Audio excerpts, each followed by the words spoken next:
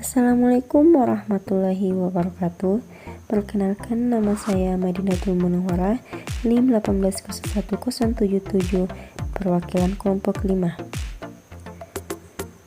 Reformulasi merupakan langkah awal pengembangan bentuk suatu sediaan dari suatu bahan obat secara rasional dengan memanfaatkan data-data fisikokimia, fisikomekanik, dan biofarmasetika dari obat sendiri maupun kombinasinya dengan bahan pembantu untuk mendapatkan bentuk sediaan yang aman, efektif, dan stabil.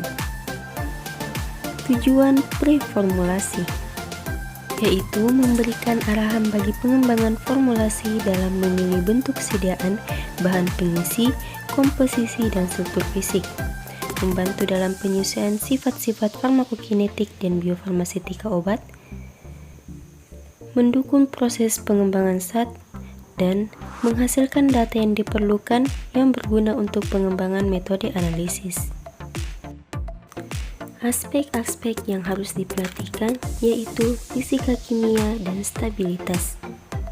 Aspek-aspek fisika kimia yaitu organoleptik, ukuran partikel, bentuk partikel, kelarutan, higroskopisitas, dan titik lebur. Sedangkan untuk aspek-aspek stabilitas yaitu oksidasi, hidrolisis, dan fotolisis. Aspek-aspek fisika kimia. Pertama, organoleptis, yaitu tahapan identifikasi awal suatu zat aktif obat yang dinilai berdasarkan panca indera, baik itu penciuman, perasa, dan penglihatan, meliputi parameter yang dilihat yaitu warna, bentuk, dan aroma.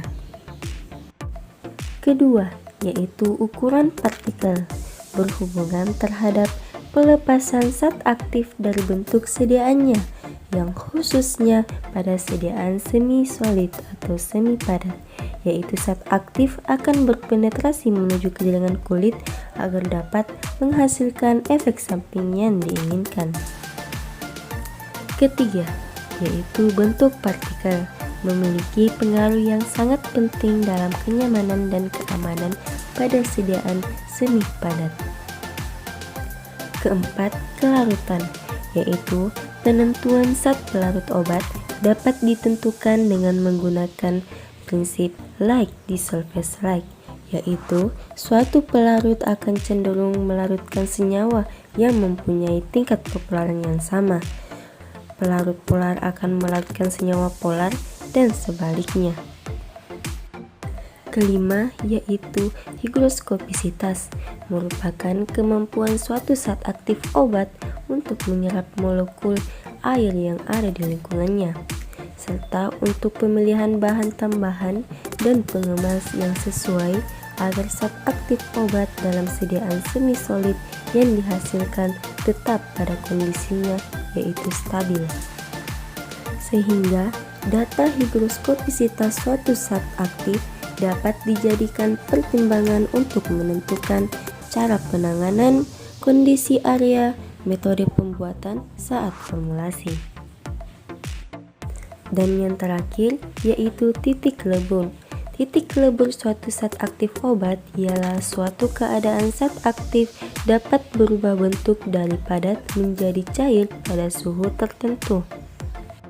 Titik lebur memiliki peran yang penting dalam kestabilan suatu zat aktif obat, sehingga data dan informasi yang didapatkan menjadi pertimbangan dalam penentuan metode atau suhu pemanasan yang digunakan dalam proses formulasi sediaan semi-solid agar didapatkan sediaan semi-solid yang stabil.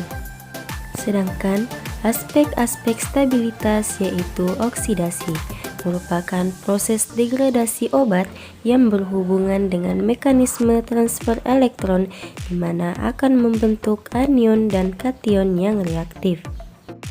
Hidrolisis merupakan suatu fenomena pemecahan molekul air menjadi kation hidrogen dan anion hidroksida. Sifat zat aktif obat terhadap pemicu terjadinya hidrolisis perlu diperhatikan dalam proses preformulasi, karena Hal ini dapat berdampak pada stabilitas zat aktif obat, contohnya pecahnya fase air dan minyak pada sediaan semi-solid.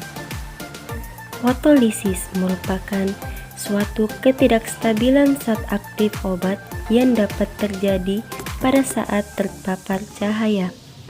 Fotolisis juga dapat memicu terjadinya oksidasi pada zat aktif obat, sehingga membuat zat aktif tersebut terdegradasi atau rusak, sehingga menyebabkan berkurangnya efektivitas suatu obat. Kapan zat aktif dibuat dalam bentuk sediaan krim, gel, salep, dan pasta? Krim. Suatu zat aktif yang hendak dibuat dalam bentuk krim harus stabil dalam pemanasan, karena pembuatan krim menggunakan proses pemanasan dalam formulasinya. Ukuran partikel zat aktif obat tidak terlalu besar, dikarenakan sediaan krim memiliki kinerja dengan berpenetrasi menuju jaringan kulit. Gel merupakan sediaan semi padat yang terdiri dari suspensi yang dibuat dari partikel anorganik kecil atau molekul organik besar yang tidak berwarna. Suatu zat aktif yang akan dibuat dalam bentuk gel harus larut dalam air sebagai zat pembawanya, karena karakteristik dari gel sendiri merupakan sediaan yang memiliki tampilan jernih dan mudah dicuci dengan air. Salep.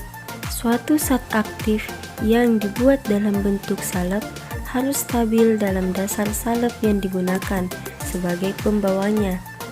Terdapat dua dasar atau basis salep, yaitu basis salib hidrokarbon dan basis hidrofilik. Pasta.